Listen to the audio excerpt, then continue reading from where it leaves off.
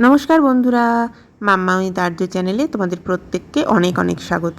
আজকে একটা street food তোমাদের সাথে শেয়ার করছি, মুচমুচে আলু চাট। আলু কাবলি বা আলু কাটা আমাদের সকলেরই ভীষণ প্রিয়, তবে আজকে একটু অন্যরকমভাবে আরও টেস্টি করে মুচমুচে আলু চাট তৈরি করছি। এর জন্য প্রথমেই 4টে আলু সেদ্ধ করে নিয়েছি।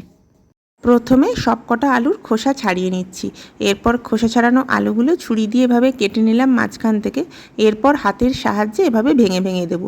পুরোপুরি চটকে নেব না, হাতের সাহায্যে সামান্য চাপ দিয়ে একটু ভেঙে নিলাম। আলুটা রেডি হয়ে গেছে। এরপর একটা মশলা তৈরি করে নেব।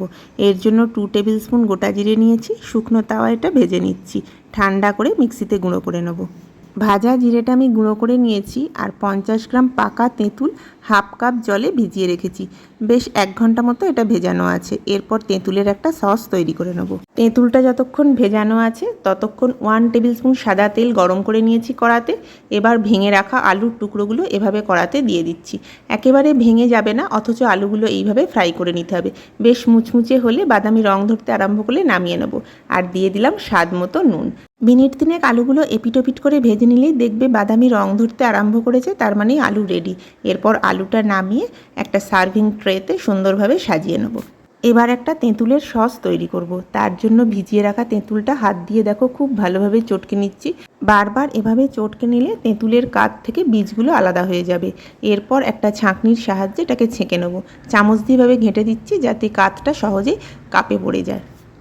তেঁতুলের যে কাতটা ছিল 2 থেকে 3 বার ছাঁকনার সাহায্যে এভাবে ঘেঁটে নিলে কাপের মধ্যে বেশ খানিকটা কাত জমা হয়ে যাবে। এরপর বাকি সসটা বানিয়ে নেব। একটা বাটিতে তেঁতুলের কাতটা আমি দিয়ে দিলাম 4 চামচ, বেশ বড় চামচের 4 চামচ দিলাম। এরপর একে একে বাকি মশলাগুলো দিয়ে দেবো। প্রথমেই দিলাম চাট মশলা, এরপরে দিলাম টমেটো সস। জিরে ভেজে গুঁড়িয়ে রেখেছিলাম, এবার সেটা দিয়ে দিচ্ছি। আর দিয়ে দেবো চিনি। প্রত্যেকটার পরিমাণ স্ক্রিনে আমি মেনশন করে দিলাম। এখন তেঁতুলের যে সসটা বানাচ্ছি সেটা কিন্তু তোমরা ফ্রিজে স্টোর করে রাখতে পারবে। যে কোনো রকমের চাট অথবা সিঙ্গাড়া এগুলোর সঙ্গেও কিন্তু সার্ভ করা যায়, ভীষণ টেস্টি হয়। চিনি দেওয়ার পরে ভালোভাবে মিশিয়ে নিচ্ছি। এরপর দিয়ে দেবো স্বাদ মতো বিট নুন আর দিয়ে দেবো কাঁচা লঙ্কা। লঙ্কাটা তোমরা অবশ্যই ঝাল বুঝে দিও। সবটা একবার খুব ভালোভাবে মিশিয়ে নিলাম। এখন এর মধ্যে আমি দিয়ে দেবো 1.5 চামচ মতো জল। এরকম বড় চামচের 1.5 চামচ মতো জল দিলাম। জল দেওয়ার পরে আবারও খুব ভালোভাবে মিশিয়ে নিচ্ছি। এবার কড়াতে 1 টিস্পুন সাদা তেল গরম করে নিয়েছি। তেলটা গরম হয়ে গেলে তেঁতুলের কাতটা দিয়ে দেবো। একবার খুন্তি দিয়ে এভাবে মিশিয়ে নিলাম। এরপর মিনিট 2-3 ফুটিয়ে নেব। ফুটতে শুরু করলে গ্যাস বন্ধ করে দেবো। ঠান্ডা হয়ে গেলে এটাকে স্টোর করে রাখতে পারো।